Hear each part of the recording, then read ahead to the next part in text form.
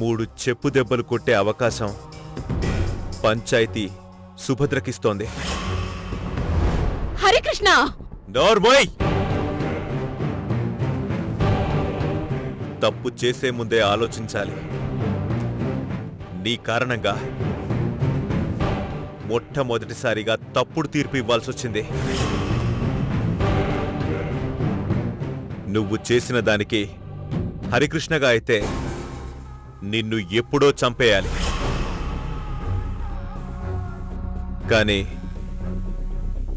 ఊరి పెద్దను కాబట్టి శిక్ష వేసి సరిపెడుతున్నాను.